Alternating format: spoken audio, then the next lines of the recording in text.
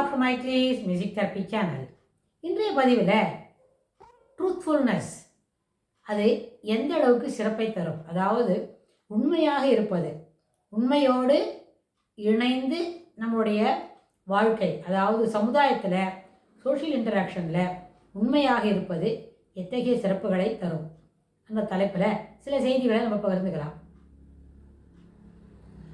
உண்மையாக இருக்கிறதுக்கு எது எல்லாம் சரியோ, எதெல்லாம் தீதில்லாததோ அதை சரியாக செய்தாலே அது உண்மையாக இருப்பதற்கு ஏற்புடையது.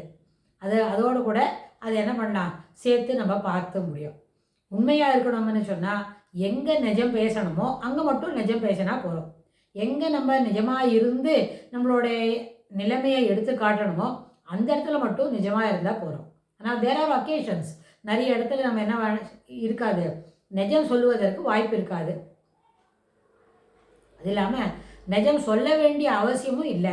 அது எப்படின்னு கேட்டால், சில நேரத்தில் இப்போ நம்ம எங்கேயோ வெளியில் போகிறோம், ஒரு முக்கியமான இடத்துல போயிடும், அங்கே இருக்கிறவங்களோட பேசுகிறோம், ஒரு 2 hours அங்கே இருக்கணும் தான்.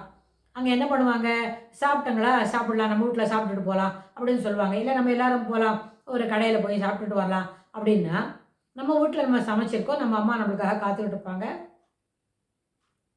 மோரோவர் நம்ம அம்மாவோட தான் நம்ம சாப்பிட்ணும், அம்மாவுக்கு சர்வீஸ் கொடுத்துட்டு அதுக்கப்புறம் அவங்க சாப்பிட்டு முடித்த உடனே நம்ம சாப்பிட்ணும். அப்படி நம்மளுக்கு சின்ன சின்ன ஃபார்மாலிட்டிஸ், சின்ன சின்ன ரெஸ்பான்சிபிலிட்டிஸ், சின்ன இந்த சந்தோஷம் இருக்குது. அம்மாவோட சேர்ந்து சாப்பிட்றதுன்றது ஒரு தனிப்பட்ட சந்தோஷம் அப்படின்னு வைங்க.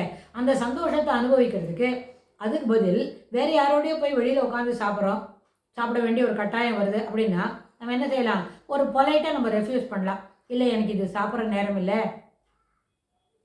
இன்னும் கொஞ்சம் நேரம் ஆகும், மோரோவர் வீட்டில் போய் எங்கள் அம்மாவோட பேசிவிட்டு அப்புறம் தான் சாப்பிட்ணும், லஞ்சு டைம் எனக்கு இன்னும் கொஞ்சம் தள்ளி போகும், அதனால் நான் do not bother yourself, நம்ம பேசிட்டுமா மணி 12 ஆச்சா, லெட் மீ கோ ஹோம் அப்படின்னு சொல்லிவிட்டு அவங்கள்ட்டே நம்ம கிளம்பி வந்துடலாம். அதாவது யதார்த்தத்தை நிஜத்தை பேசும்பொழுது, இப்போ நம்ம வீட்டில் போய் நம்ம சாப்பிட போகிறோம் அப்படின்னா அது இவங்கள்ட்ட இப்படி நிஜத்தை சொல்லியே ரெஃப்யூஸ் பண்ணிட்டு வரலாம். நம்ம என்ன பண்ணலாம், இன்னொரு நாளைக்கு வரேனே, அது பிளானட் இன் சச் அ வே, நான் நம்ம எல்லாரும் வெளியில் சாப்பிட்றதுக்கோ உங்களோட சாப்பிட்றதுக்கோ நான் அதுக்கு மாதிரி அதுக்கு ஏற்றாறு போல் பிளான் பண்ணிட்டு வரேன் அப்படின்னு சொல்லிக்கலாம். இல்லை, இப்போ இன்றைக்கி today I don't have the ஆப் டைம், நான் இம்மிடியட்டாக ஒரு 2 o'clock வெளியில் போனோம் அப்படின்னு சொல்லலாம். நம்ம 2 o'clock வெளியில் போனோம்னு சொல்கிறோமே, அது நிஜம் இல்லை தான், that is not the right way to interact. அப்படின்னா இந்த இடத்துல அது இது நம்ம 2 மணிக்கு வெளியில் போனாலும் அவங்களுக்கு ஒன்றும் ப்ராப்ளம் இல்லை. நம்ம வெளியில் போகிறோம், நிச்சயமாக போகணும் அப்படின்னாலும் அந்த குரூப்பில் இருக்கிறவங்களுக்கு எந்த ப்ராப்ளமும் இல்லை.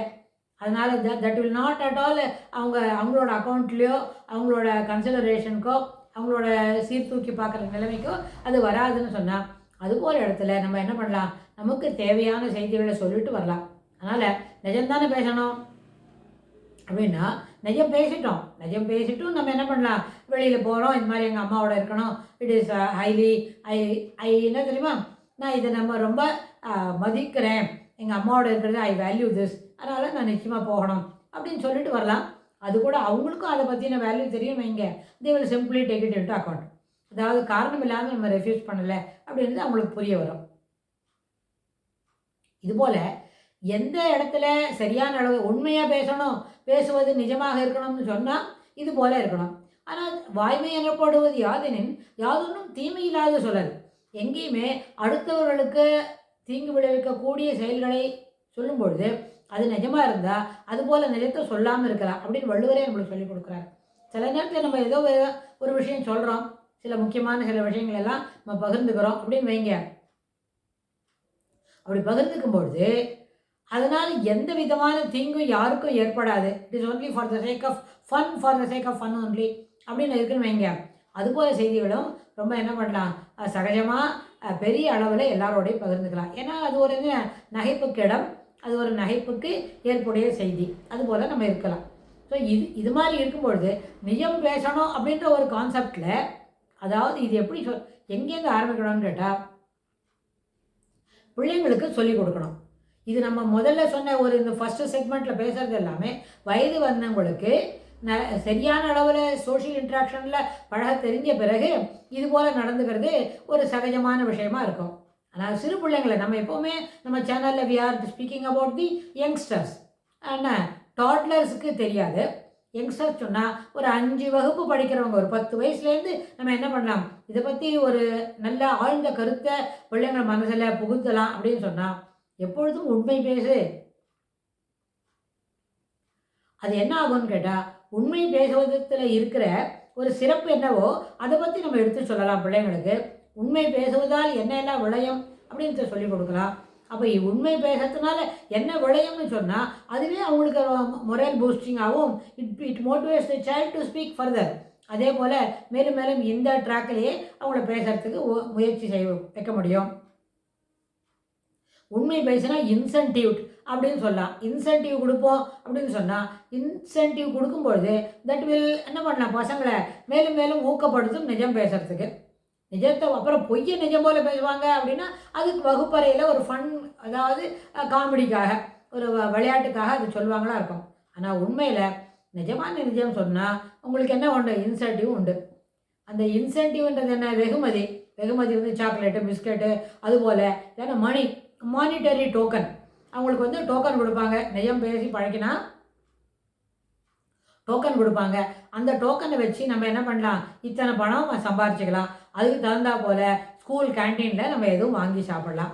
ஸ்கூல் கேன்டீனில் என்ன இளநீர் வாங்கி குடிக்கலாம். ஸ்கூல் கேன்டீனில் எதுவும் ஜூஸ் வாங்கி சாப்பிட்லாம். அப்படின்னா those things are possible, it is allowed அப்படின்னு. ஆனால் அது எப்படி, how the child got that credentials is speaking the truth in the class.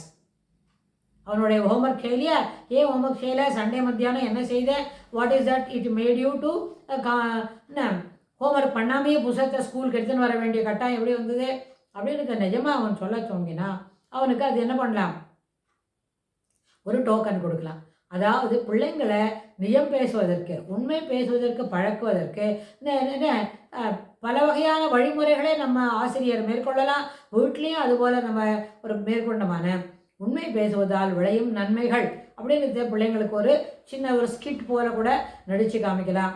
ஒரு ஸ்கிட் போல கூட எழுதி படிக்க சொல்லலாம். ஒருத்தர் ஒரு வேலையை செய்ய சொல்லி அந்த உண்மை பேசுறதுனால விளையக்கூடிய நன்மைகள் அப்படிங்கிறத பசங்களுக்கு காட்டி கொடுக்கலாம். இதனால் என்ன ஆகும்னு கேட்டால், உண்மை பேசுவது ஏற்புடையது, உண்மை பேசுவது வரவேற்கத்தக்கது, உண்மை பேசுவது என்ன எல்லார் முன்னிலையும் நமக்கு சிறப்பை பெற்றுத்தரும் அப்படின்றத பசங்களுக்கு புரிய வைக்கலாம். அதனால் உண்மை பேசுவது அவசியம் என்று சொல்லி இந்த பதிவை நம்ம நிறைவு செய்கிறோம். இதுக்கு தொடர்புடைய செய்திகளை வரப்போகிற பகுதிகளிலும் பார்க்கலாம். தேங்க்ஸ் ஃபார் வாட்சிங்.